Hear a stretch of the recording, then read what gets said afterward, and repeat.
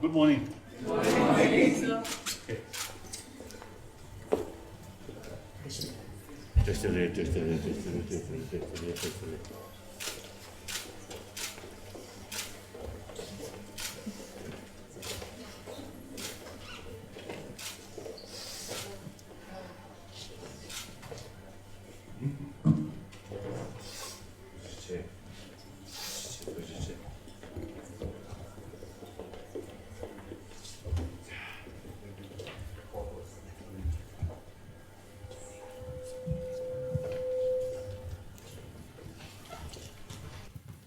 Sit down.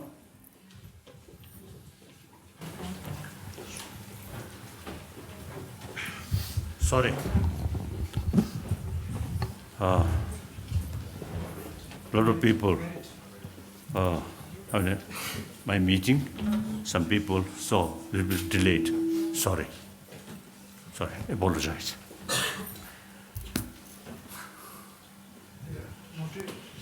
Okay.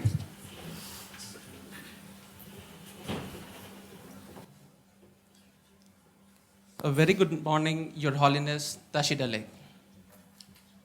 It is indeed an undisputed fact that Your Holiness requires no introduction. And any attempt to elaborate his credentials and qualities would be trying to accomplish the impossible. Your Holiness, आप पूरी दुनिया में करुणा की प्रतिमा, मानवता का सारांश, सहन शक्ति की मूर्ति, अहिंसा के पथ प्रदर्शक एवं सत्य के स्वरूप हैं. Despite having such a colossal personality, the simplicity and humility with which he carries himself is simply overwhelming and truly remarkable. An English proverb seems quite apt at this moment. Deep rivers flow with silent majesty, shallow brooks are noisy.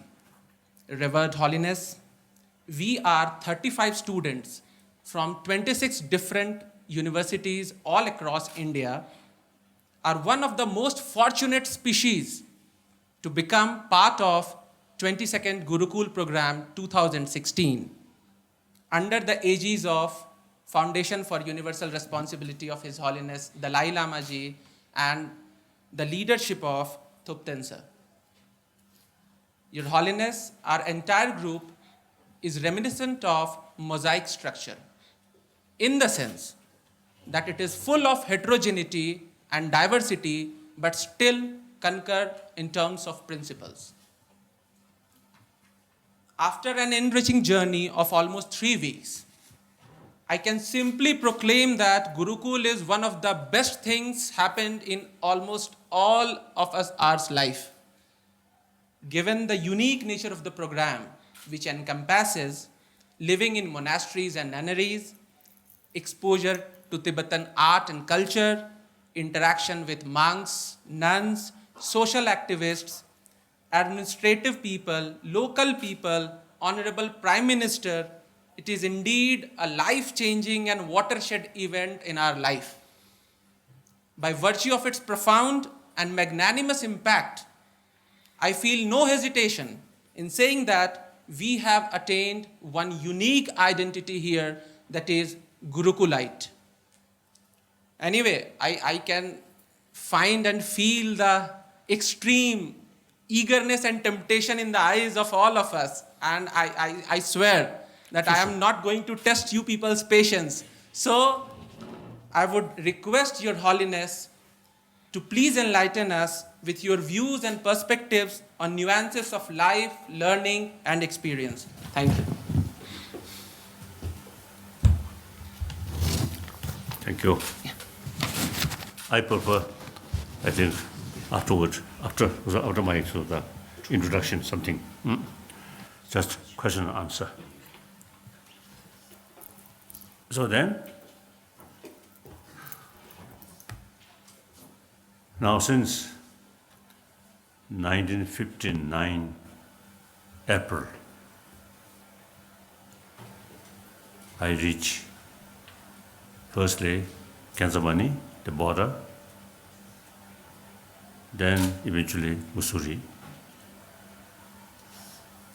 So Government of India accepted political asylum.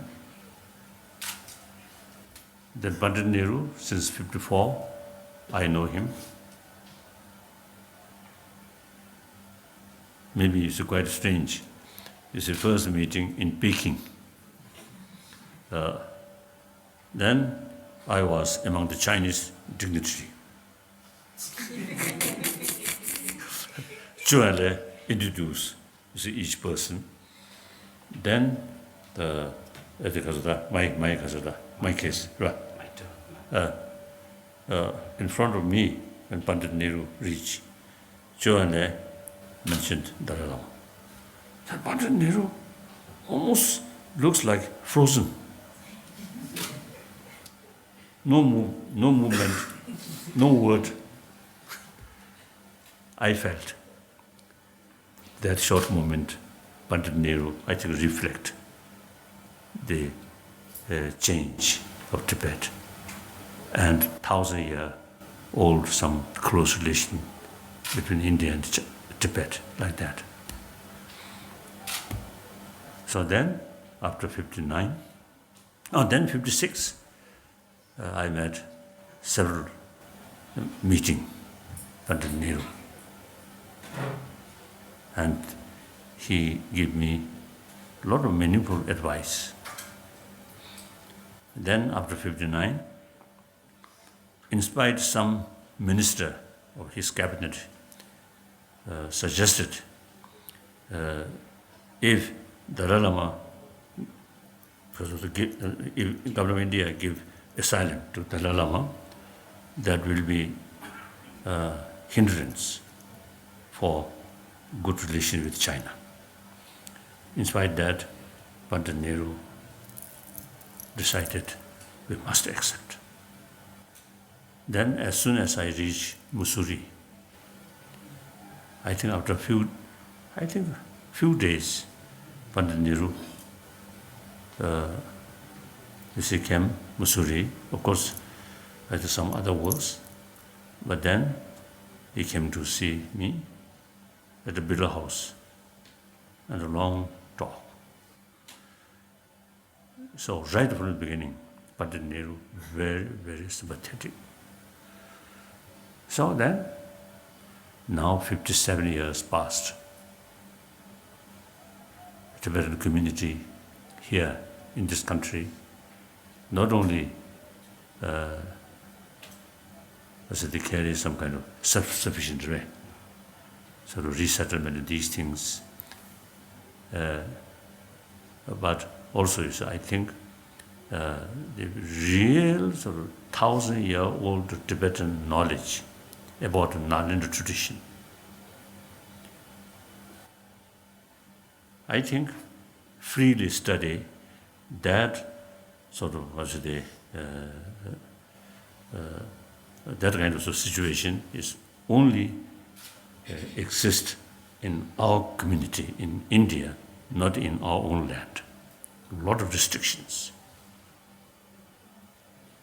So, government of India not only sort of helped as a refugee, but also helped immensely for preservation of Tibetan 1,000-year-old Buddhist knowledge, mainly Tibetan culture. When I say Tibetan culture, I mean this knowledge which we learned from Nalanda, and including Buddhist pramana, logic. The Buddhist logic, because of the serious sort of training or learning about Buddhist logic, exists only among Tibetan Buddhist tradition, no Chinese tradition. Of course, the Chinese Buddhists also use the same root from Nalanda tradition.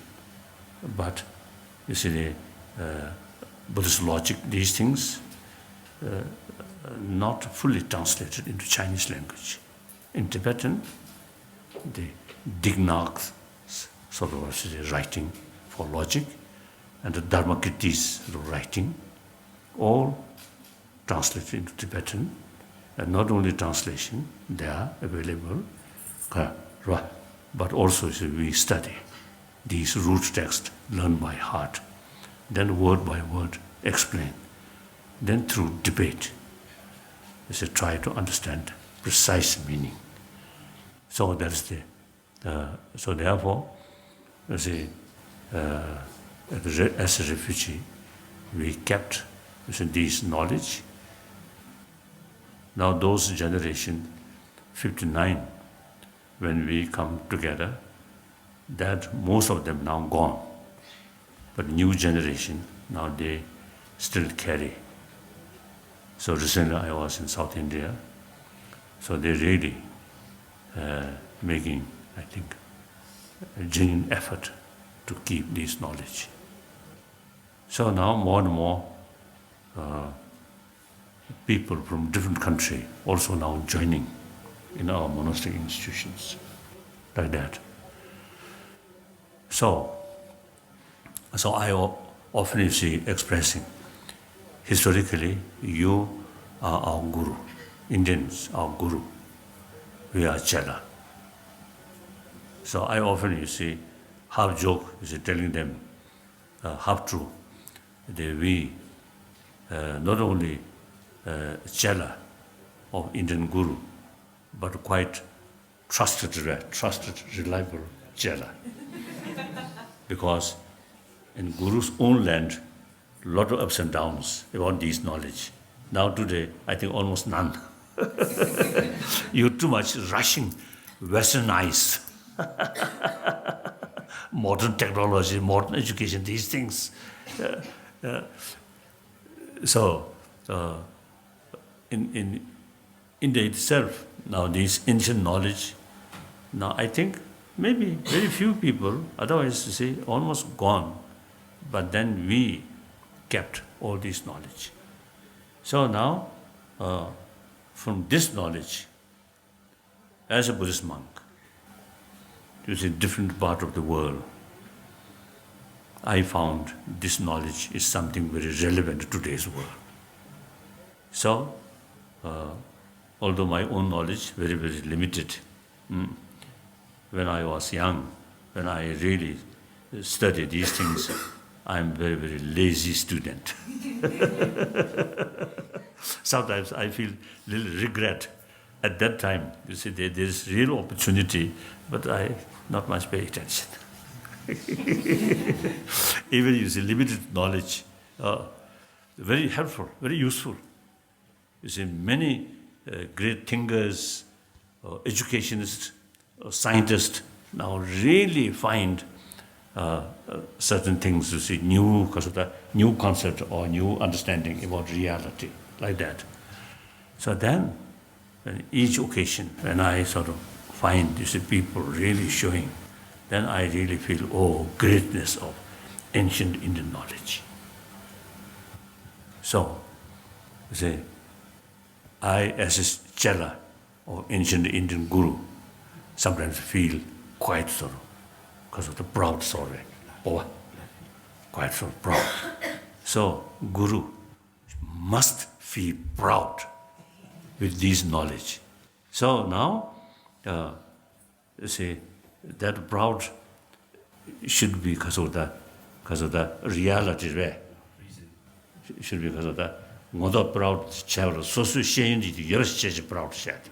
So to be proud of your own tradition, you should actually be educated in this. It is not sufficient. You should just say, greatness of ancient Indian thought, Indian knowledge. It's not sufficient. Like some Chinese say, 5,000-year-old sort of culture, very rich culture. But they themselves are not much knowing these things. So please pay more attention about this ancient Indian knowledge. I really impressed the last few years, more and more young Indian college students or these people really showing genuine interest about your own traditional knowledge or things. So these knowledge or things, these knowledge, I think, firstly, a foundation of India's 1,000-year-old concept of ahimsa. With that, religious harmony. India, most populated democratic country, with rule of law, I think really freedom there. So therefore, this India's freedom really gives opportunity to different people, particularly Indian politicians. Sometimes you say, last few days, as usual, I look, say, India today in Kasa Jyoti, did Kasa, a few different sort of the television channel, so showing the India's parliament, Rajya Sabha and Lok Sabha. Oh, a lot of noisy sort of debate or discussion. I think sometimes I feel a little bit sort of concerned. The vice president as a sort of leader of the Rajya Sabha and then speaker Lok Sabha, I think they find it very difficult to control.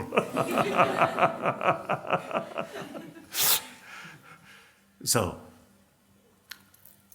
basically, this country, I think, really peaceful,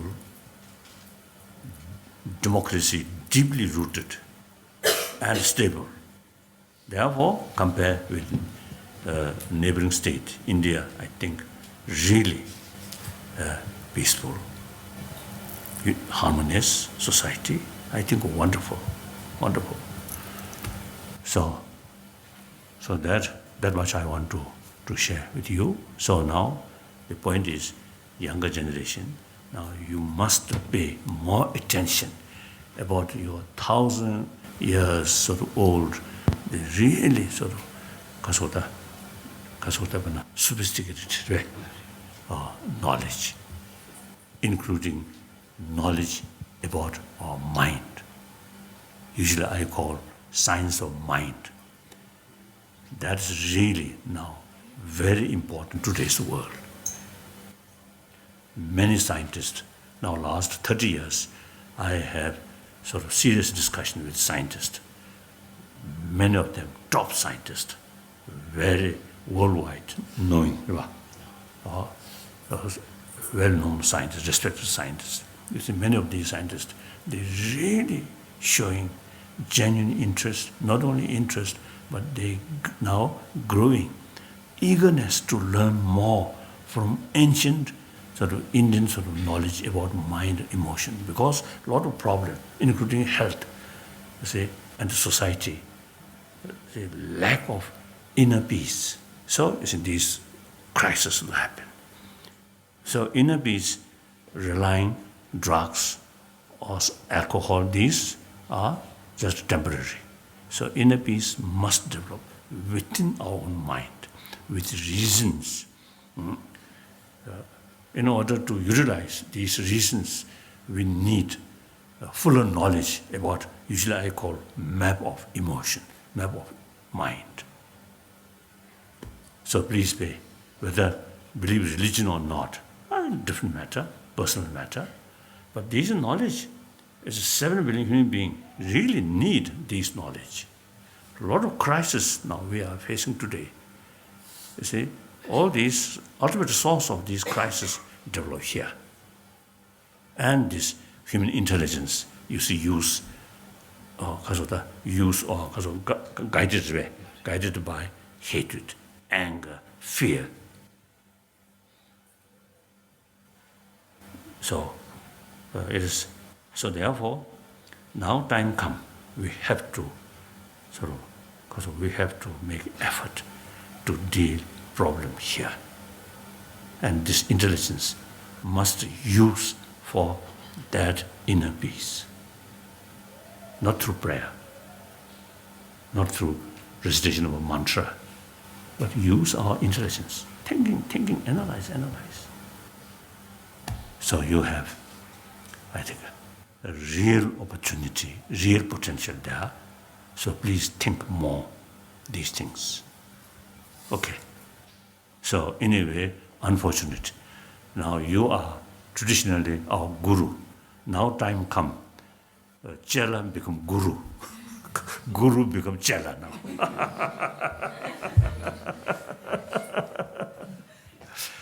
That's all. Now some questions.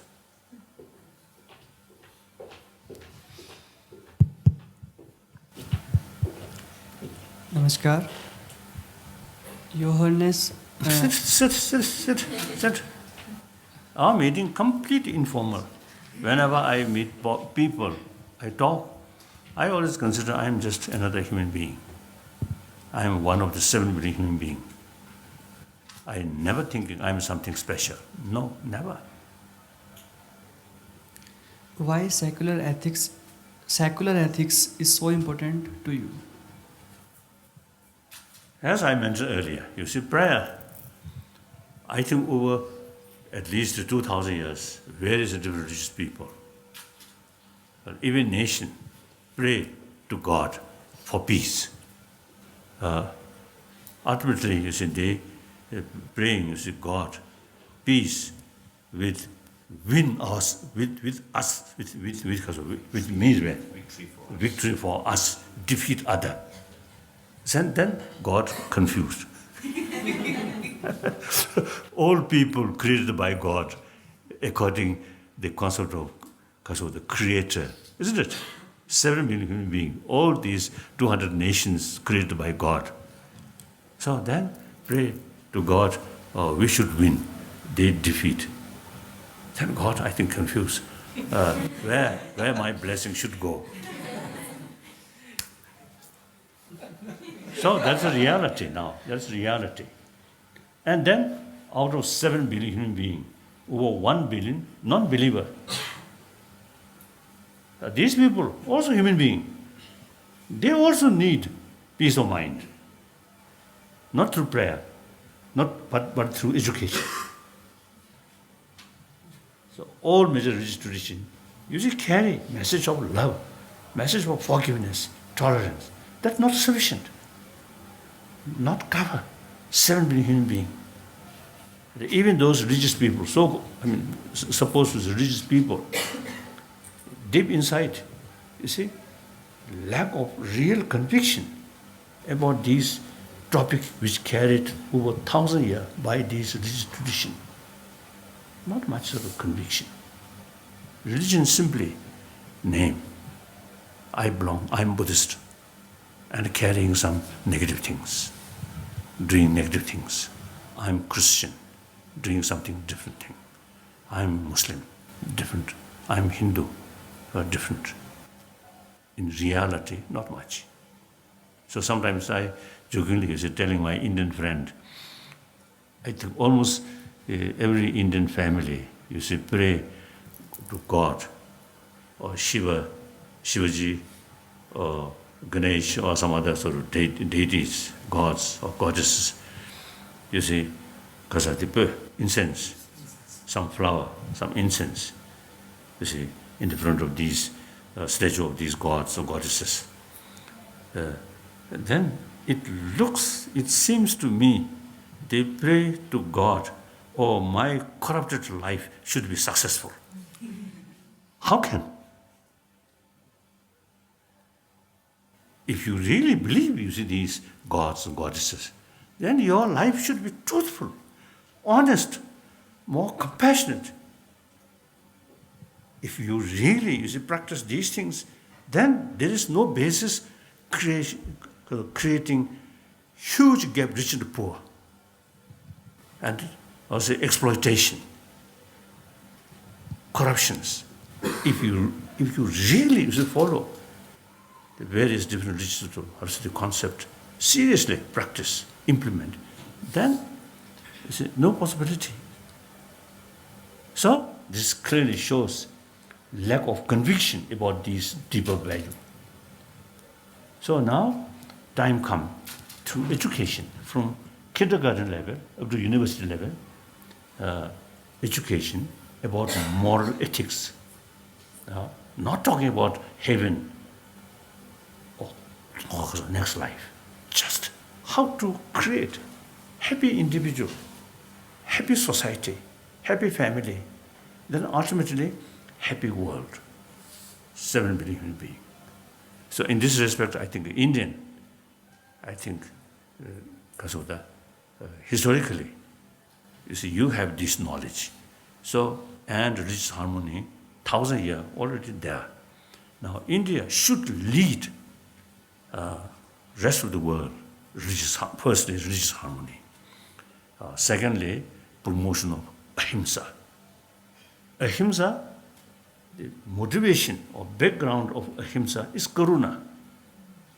Ahimsa, anger never can go together. The strength of ahimsa, practice of ahimsa entirely depends on karuna. So whether believer or non-believer, karuna is part of our life. Some scientists, some occasion when I sort of participate seminar, some scientists now they saying basic human nature through their different way of investigate the basic human nature is more compassionate. And then obviously people who have constant fear, anger, very bad for our health. More compassion. Then firstly, person himself or herself, more calm. And then, most important, we are a social animal. Trust is very important. Friendship is very important. Friendship entirely depends on trust, not money, not power, isn't it? So, compassionate sort of feel, compassionate sort of attitude, thinking, sense of concern, with the well-being of other, then trust comes. Trust is the basis of genuine friendship. So, as a social animal, we need that. Money, not much help. Money may bring some sort of friend, but these are actually friend of money, not friend of yourself. When your fortune goes this way, you find more friend. When your fortune goes this way, or these friends then disappear. So actually, when we need most friend, or go this way, not much need friend. When we go this way, then we really need friend. So friend of money or friend of power, so long you go this way, yes, there. When you go this way, then no longer. Even you try to telephone, they may not get answer. Isn't it? So these are not something sophisticated philosophy or sort of religious belief. It's the common sense. We can see, isn't it? So secular education, educate through secular way about secular educate scholar secular moral principle through secular way. Next question.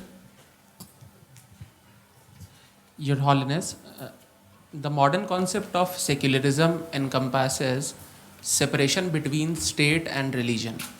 So my question is, given the impact of Buddhism in almost all the affairs of Tibet, how will secularism be ensured in Free Tibet? Religion and politics were separation since French Revolution. I think that's very right, very good. So therefore, the Indian sort of father like Mahatma Gandhiji, you see, they made India's constitution according secular. So, in this sort of political matter, the religious leader not much sort of has power or connection. That's very right. So therefore, in Tibet case, since I think 17th century, 5th Dalai Lama, since then, Dalai Lama institution automatically become head of both temple and spirituality. Now 2011, I totally sort of changed. Right? Actually 2001, I already the retirement. Then next 10 years, you see, I may remain semi-retired position. Then 2011, I totally retired.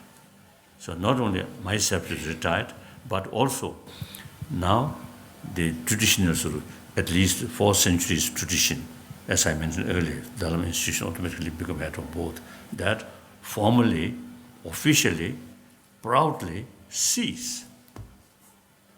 So sometimes I jokingly tell him, if 5th Dalai Lama reappear, what is he going to say?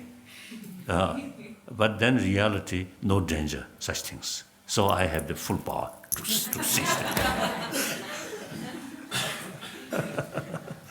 Like that. So therefore, this is religion and secular or politics or government or these things, I think must separate. When I say the spirituality, now in this case, just, you see, moral principle, not talking about next life. So it should not call religion certain sort of moral principle. So the very word secular, in this country, you see, secular means respect all religions and also non-believer. Advani, one time she told me, according to Indian sort of understanding or practice of secular, also include respect non-believer. That's a great thing. So, as I mentioned earlier, out of the 7 billion, over 1 billion non-believer, so according to Indian understanding about secular, respect non-believer is very relevant. However, the word secular, within India also is some different interpretation. Some occasion I discussed with some scholars in Delhi. So they also used to say, this word, see, different interpretation within India, they say. And then West, some people, even you see, feel secular and atheism, some sort of close connection. So secular means disrespect religion. According to Indian understanding, not like that. Respect all religions. So in the West, you see, nowadays I use, some of my friends, you see, suggest to me, better to use universal value, like that. Yes? Okay. Then next. Namaste. It's my dream come true to even see you and hear you. Thank you for everything. My question is... Yes, question, yes. My question is, after the Chinese invaded Tibet, there was a huge hue and cry all over the world by the Tibetans to free Tibet. After so many years, the United Nations and powerful countries like USA and other countries are unable to even help in any aspect. If the Chinese continue to rule over Tibet, in no time the Tibetan culture and the Tibetan art and everything will diminish. So what can be done about this?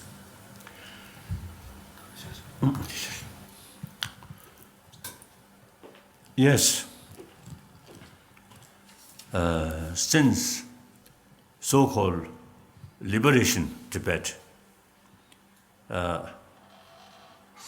I think early period, either those Chinese communists, I think many of them, I think quite sincere,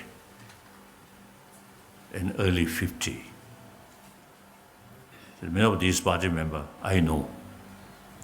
1954, as I mentioned earlier, I went to Peking and I had opportunity meeting with a number of Chinese Communist Party members. So these people really dedicated, wonderful.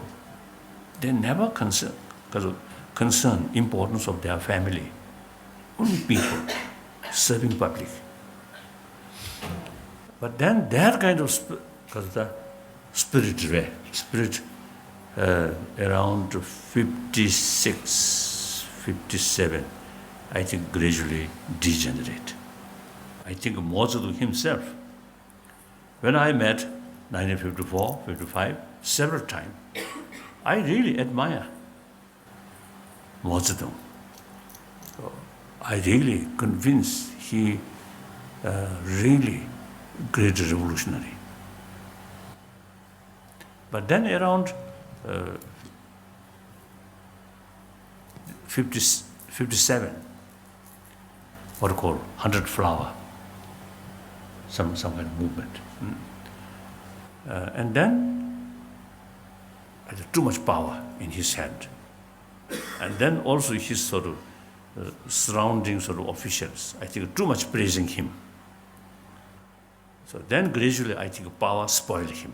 I feel that. So therefore, so then gradually 50,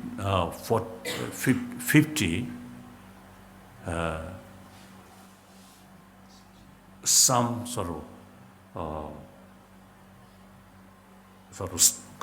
violence between Tibetan and some Chinese Liberation Army in early 50s in very armed area, it happened. But then gradually things comparatively a little better. Then 1956, Chinese officials, you see, introduced reform according Chinese own sort of way.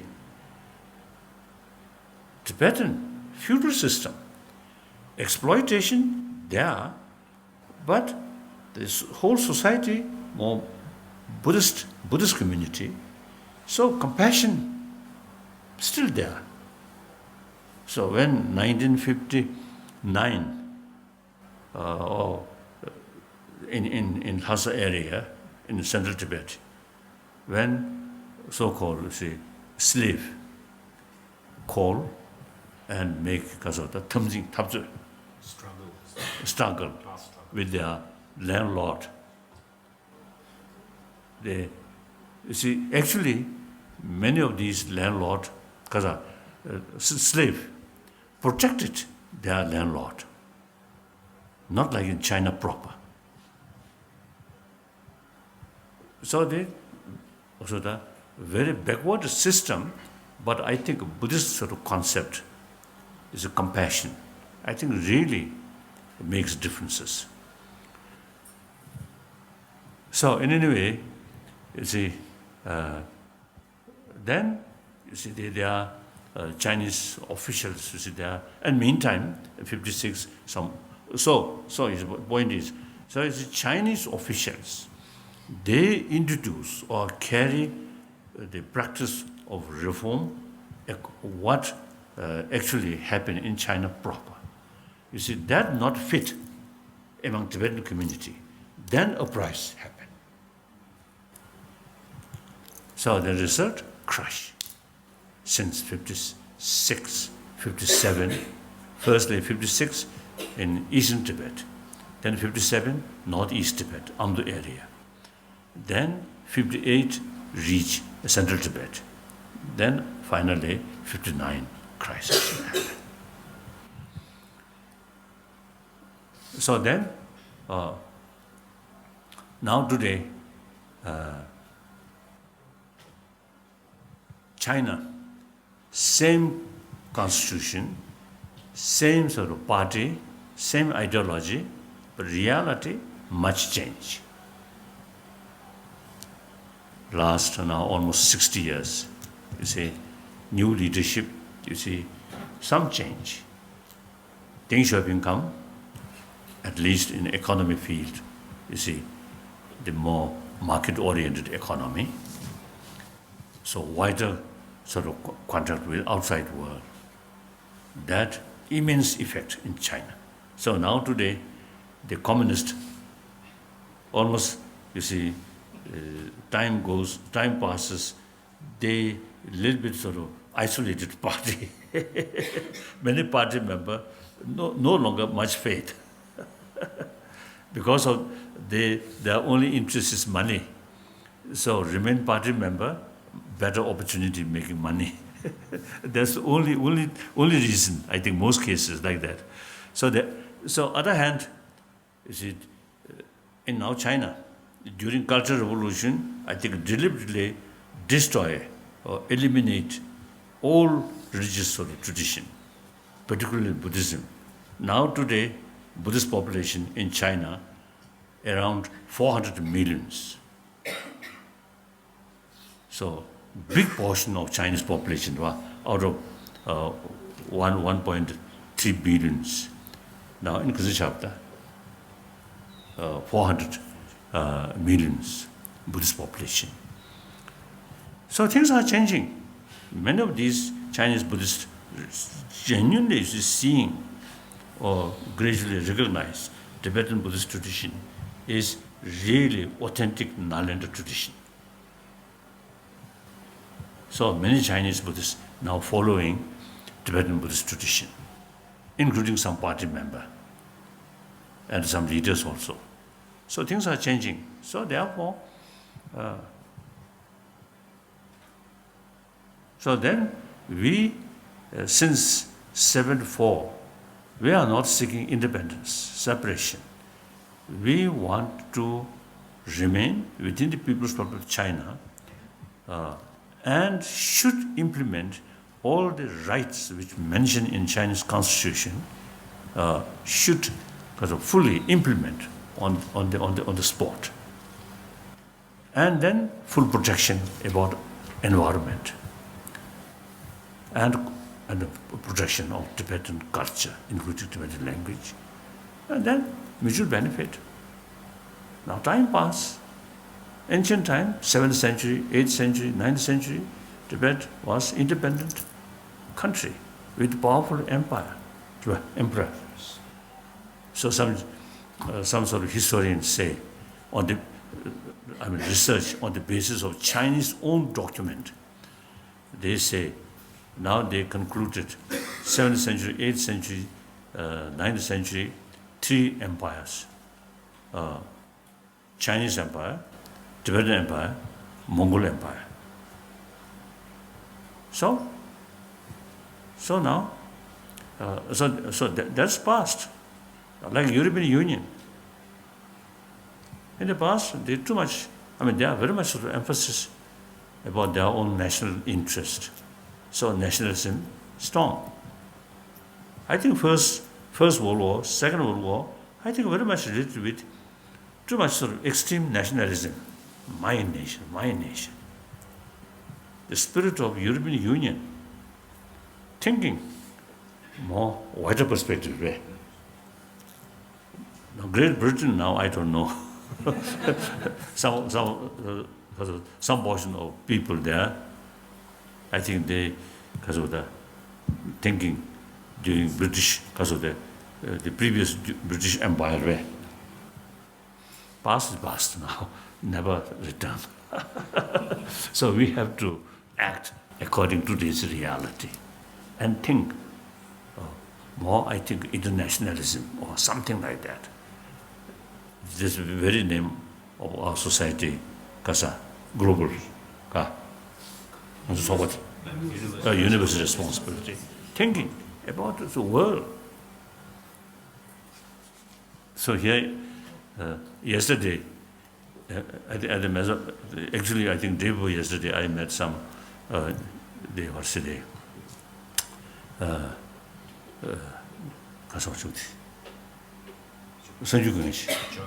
one journalist, one French journalist, is with, he's a photographer, one Indian. So I just talk and I mentioned, you're Indian. You see, too much emphasis, Pakistani, Hindustani.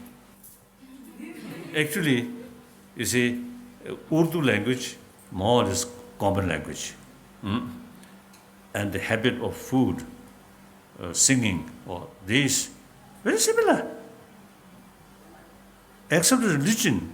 Religion also, the Indian Muslim, number of Indian Muslims is much bigger than Pakistani Muslim. I think Indian Muslim, very peaceful. No talking about conflict between Sunni and Shia. And Pakistan, although some, I think, due to some influence from Afghanistan. The problem now in Syria, in Iran, is same follower of Allah, Muhammad. It is same sort of Quran, but killing each other. Simply in the name of Sunni and Shia. Unthinkable. Religious faith becoming now source of hatred. Unthinkable. So do you think these are religious people?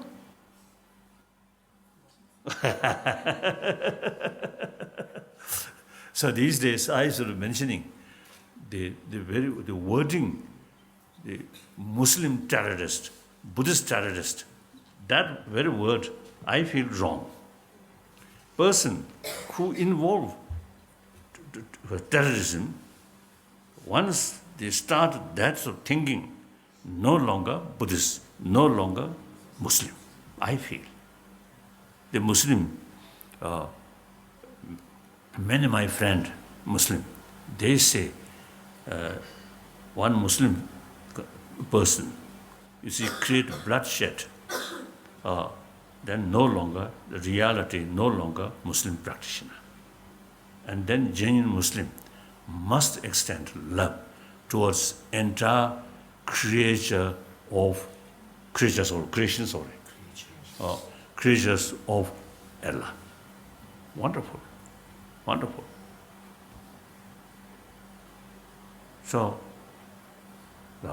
So therefore, you see, too much the my nation. That's a reasonable way, okay. But go extreme, not good. And another level, I think Indian political parties, sometimes I feel, it seems, you see, the politicians, you see, they consider party's interest is more important than national interest. So, you see, my nation. Then further sort of smaller, my state, my political party. Then finally, my family.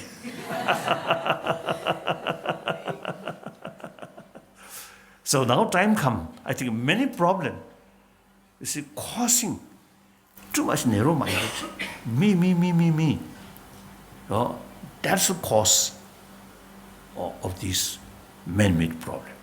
So the only remedy is think humanity, 7 billion human beings, same human being. The practical level also, Eastern world need West, Westerns need East. Similarly, Southern need Northern, Northern needs South. And now here, this case, I think Pakistan economy in many things need India. India also needs some extent Pakistan, Bangladesh as well. And then eventually China also now, today also now, already the Chinese, a lot of money in this country, a lot of Kazara. Lots of commodities. Oh, isn't it? Like that. So much better. You see, live together with genuine spirit of harmony, and I think genuine sort of basis of the spirit of harmony is oneness of humanity. Chinese, same human being. Chinese brothers, sisters. I always feel that. I always see how teasing, you see, the Tibetan. When you pray, as a Buddhist, we pray entire sentient being, mother sentient being. When you pray that, do you include Chinese or not?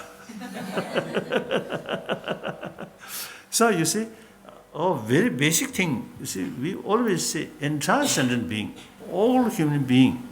And then, you see, on that level, no basis, too much sort of emphasis, we and they. We Tibetans should win. China should defeat. Wrong.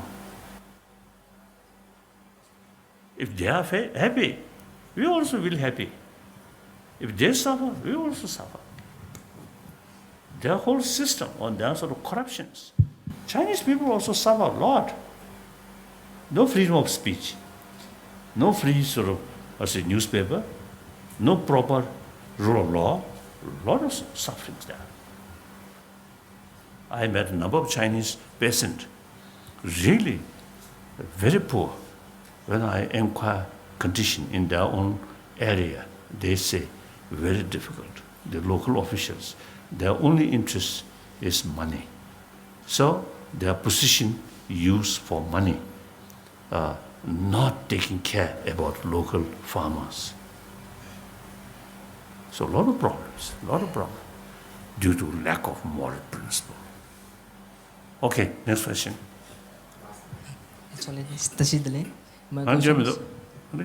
Yes? What's your take on the issue of self-immolation? Karsa, what did you? What's your take on the self-immolations? By Tibetans, self-immolations. So sad there. Very sad, indeed very sad.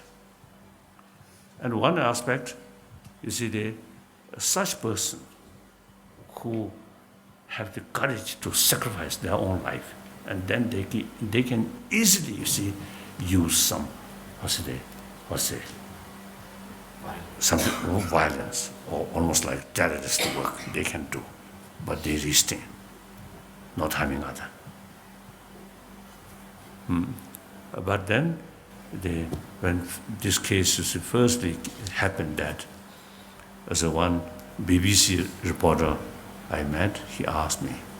Then, while I expressed sadness, and I raised the question whether such sort of dramatic sort of action really can help or not, difficult.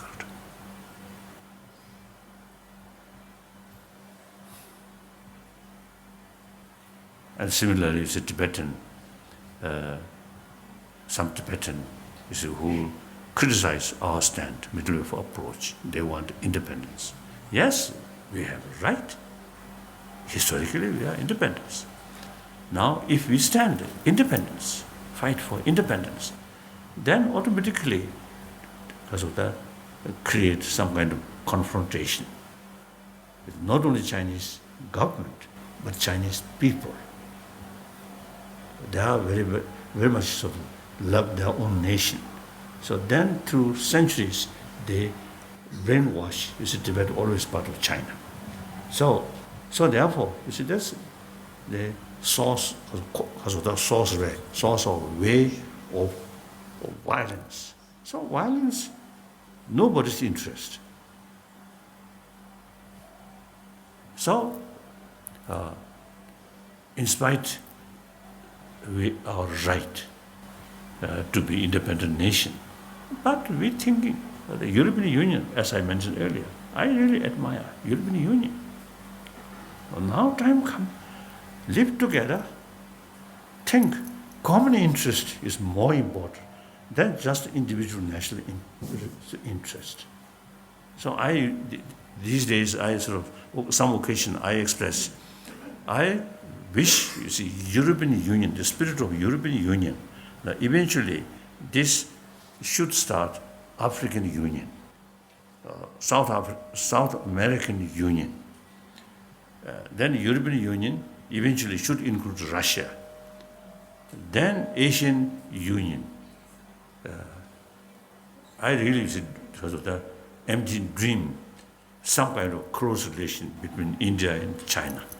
And then Pakistan automatically could join, Bangladesh join. If China, the India, really, you see, come to the sincerely Hindi Chini bye-bye, seriously, meaningfully, wonderful. I think India can teach Chinese brothers sisters about ahimsa, about religious harmony. India is actually the land of Buddha Dharma. The Chinese Buddhist country. So beside political matter, I think historically very close. I suggesting to government of India, so to concerned officials, India should make some arrangement, like Kasati Hajj. You see, you make some arrangement, those people who go to Mecca. So similar sort of arrangement Chinese Buddhists or all Buddhists of this world, you see, who are coming or making pilgrimage to India, Bodh Gaya, Rajagiri, Sanji, so on, some kind of special sort of arrangement.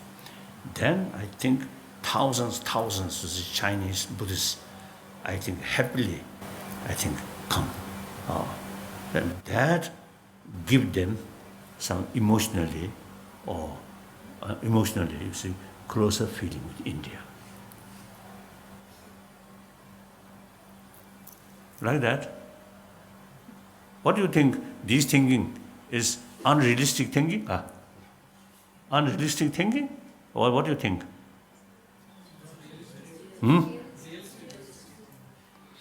That's the only way. If president sort of thinking, my nation, and then also, you see, the 20th century sort of thinking, whenever my nation threat or thinking about use force, that's the thinking, way of thinking in 20th century. Now, 21st century, whenever we find some disagreement, we must sort of think how to solve this through talk, through dialogue. That's the only way. First World War, Second World War, over 200 million people killed, and also use nuclear weapons. Immense sort of violence. If really create new shape of this world, then some may say or justify that immense violence. That's not the case. I think instead that, I think violent century, 20th century, really, you see, make the basis of still, at the beginning of 21st century, some violence. And in this case, I think Mr. Bush, President Bush, I really love him as a human being.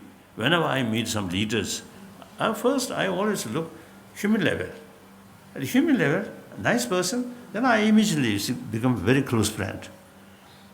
The basic level, that human nature, not much sort of clear, more official level.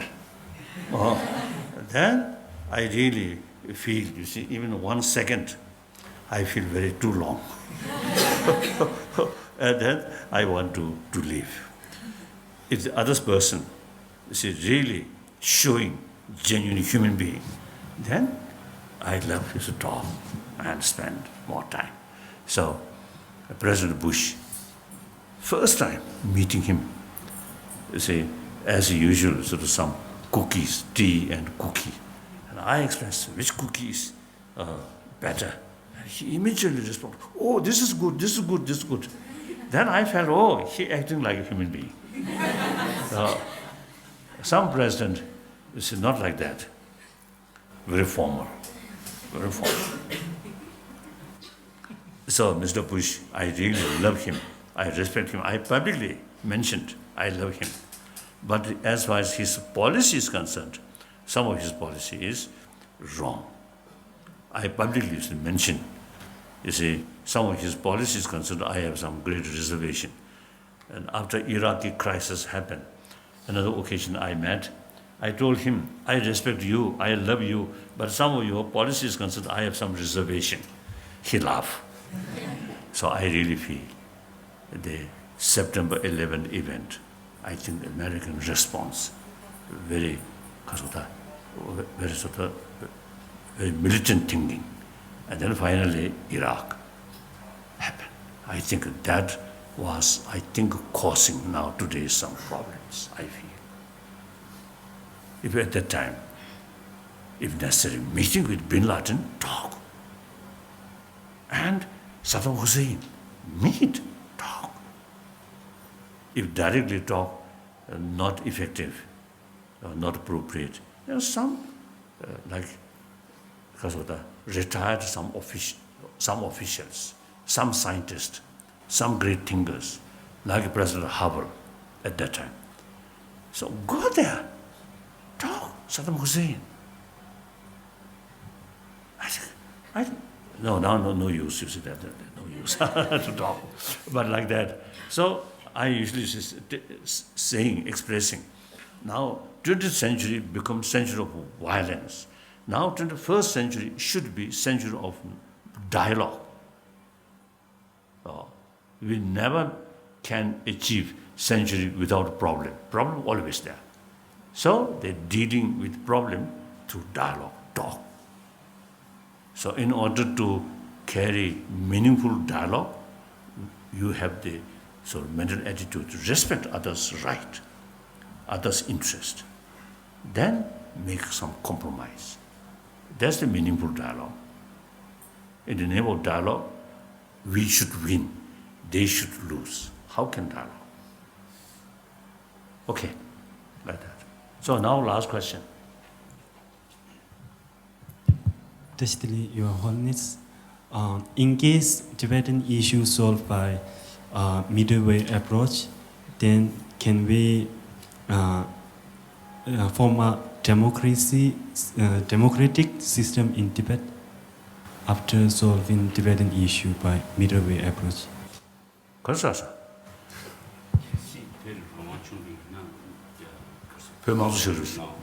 that's many years. I think already 1990.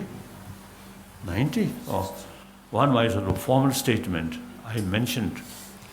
When we reach time return, the Tibetan, Tibetan officials who are working inside Tibet, they should carry main responsibility. Then, hopefully, eventually, Tibetan sort of establishment inside Tibet should be democratic system.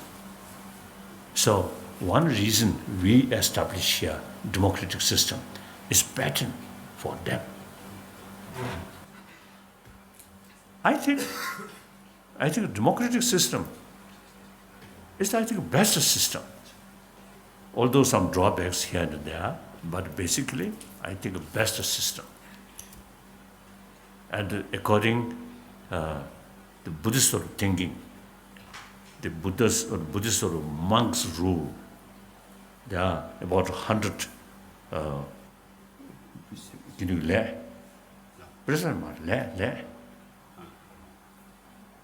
some kind of action, about 100 action. You see, sort of give, or say the ordination, or dismiss, or some kind of some form of punishment, like about 100 works. All this work can carry only group of monk, not one individual. So democratic principle there. Then group of the for at least 5 monk. So firstly, the head must state, or we have to do this kind of work, and all remaining 4 people agree or not. All agree, then carry the action. This is democratic principle.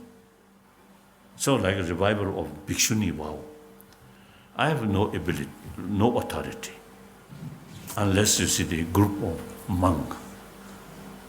And also I think basically monk from Burma, Sri Lanka, Thailand, so on, Theravada tradition. They have very good practice of Vinaya. So we should have some kind of consensus. Otherwise, I have no sort of ability to decide. As far as you say, a study like monks, monasteries, monks, and final degree, that I have the authority. I decided. So now, I think 30 years, more than 30 years, I decided, now nunnery should carry serious study as this big monastery. So they also respond, I think, very well. They carry study. Now this year, end of this year, now we are going to give them the degree, Kishi degree. So such things, I have the authority. I decided. But the revival of Bhikshuni, I have no sort of authority. The Buddha, he, with respect, Buddha, while he was alive, one single person decide everything. After him, he makes sort of rule, or no single person have that authority. Only group of monk. His own case is exception.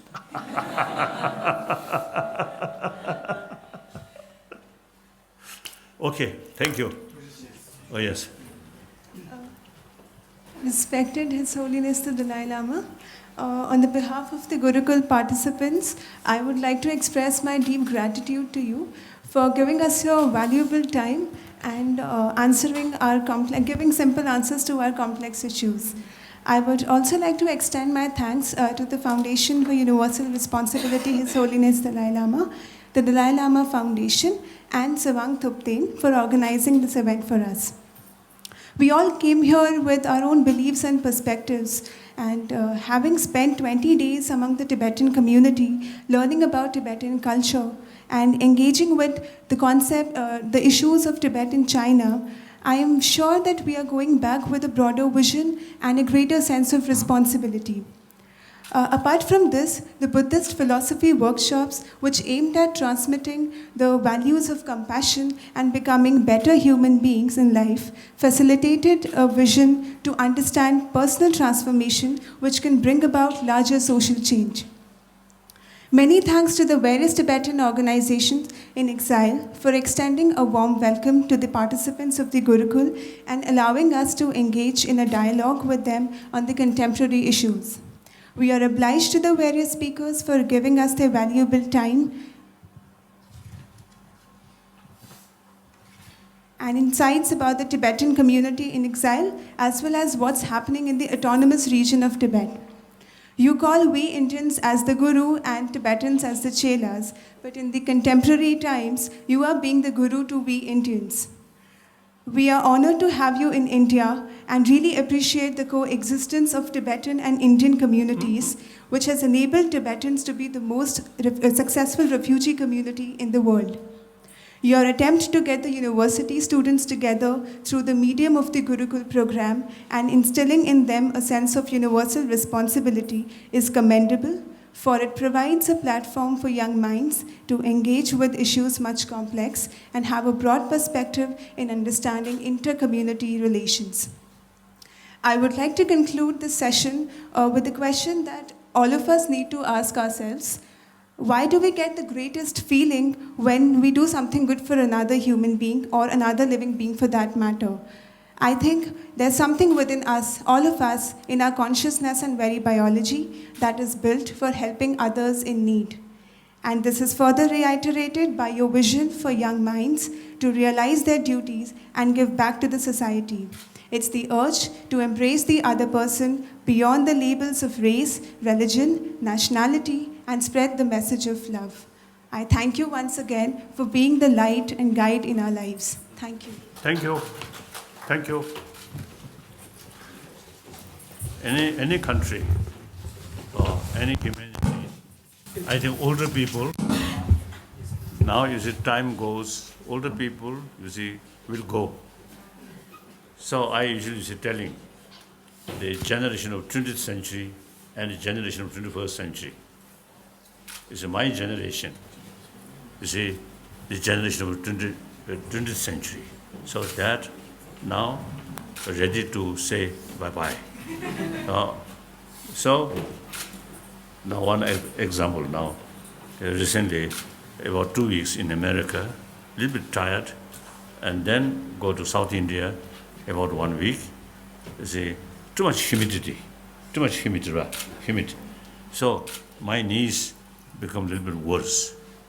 So then, since many years, you see, the dry climate in Ladakh some more suitable. These things. So therefore, now I'm going to Ladakh to experience more dry climate. Right? So in any way, so the generation of 20th century now begin to because of the cease. So now the 21st century, just the beginning. So you, the generation of 21st century, now if you make effort with vision now, the end of this century could be more peaceful century, ultimately more compassionate century. So you have the opportunity to see, to enjoy that result. So it takes time. So effort should start now. That's my main sort of request wherever I give talk. So now here, India, so you have very rich sort of knowledge about inner world. Now time come to share with the rest of the world. I think India, only this country have the potential, make a combination, modernity, modern technology, modern education, plus 1,000-year-old India's own knowledge or education about inner world. The existing modern education very much oriented about material thing, external world. So now this is not sufficient to bring peace. So India, you, I think, have the ability to combine these two: external development, internal development, outside peace, inner peace, like that. So please think. And for that, you should be more active. You should not copy my way, lazy.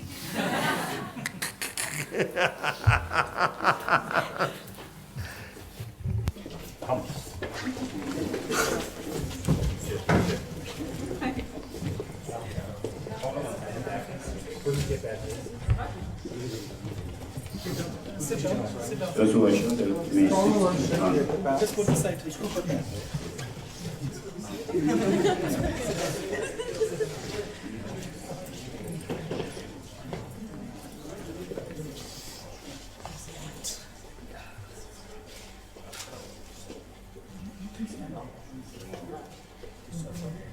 Yeah, if you look at the camera, please. Ready?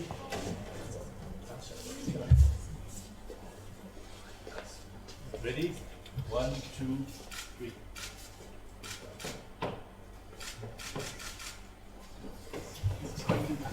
Thank you.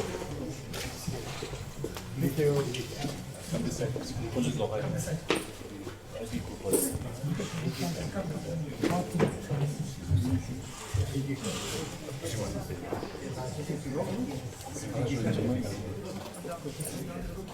After you